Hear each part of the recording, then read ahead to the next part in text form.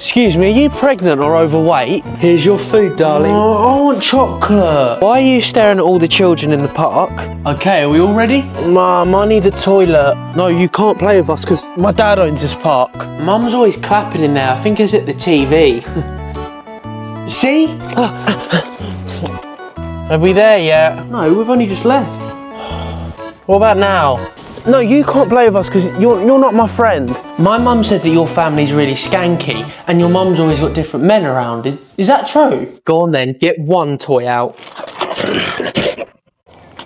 I'm done.